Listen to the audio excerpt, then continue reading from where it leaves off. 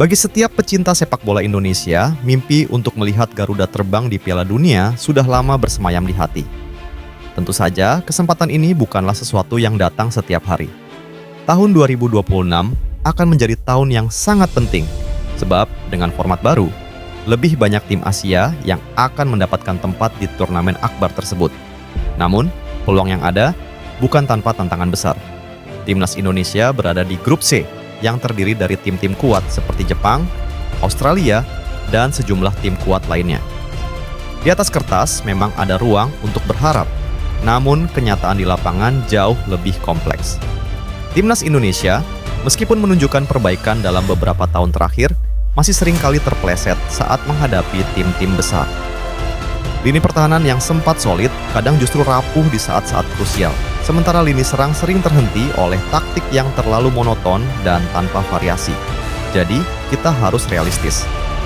Peluang untuk lolos ke Piala Dunia 2026 masih ada, tapi untuk mencapainya, Indonesia harus terus berkembang, baik dari segi kualitas permainan maupun mentalitas pemain. Tidak ada jalan yang mudah, dan setiap langkah harus dihitung dengan hati-hati.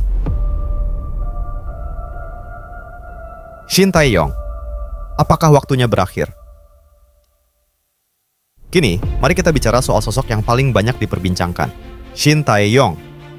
Sejak diangkat menjadi pelatih Timnas Indonesia pada 2019, Shin Tae-yong membawa angin segar dengan pendekatannya yang disiplin dan keras. Ia menggantikan metode lama dengan gaya permainan yang lebih terorganisir dan bertumpu pada penguasaan bola.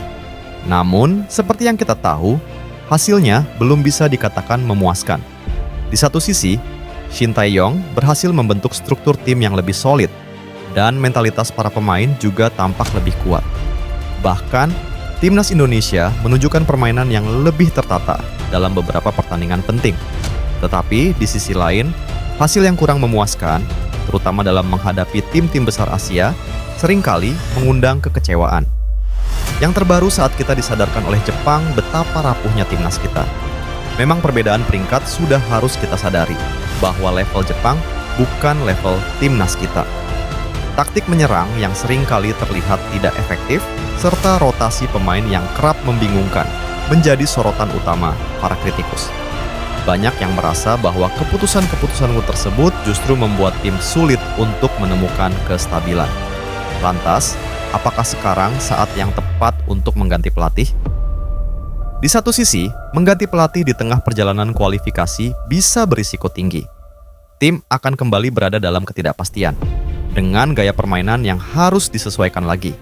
Di sisi lain, jika terus dipertahankan, apakah Shin Tae-yong bisa membawa tim melangkah lebih jauh?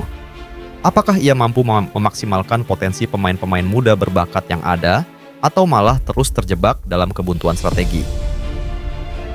Peluang Indonesia untuk lolos ke Piala Dunia 2026 memang masih ada, tetapi tidak ada yang bisa menjamin bahwa perjalanan ini akan mulus. Tantangan yang dihadapi jauh lebih besar dari yang terlihat, dan setiap keputusan akan sangat menentukan. Untuk itu, PSSI harus mengambil langkah bijaksana.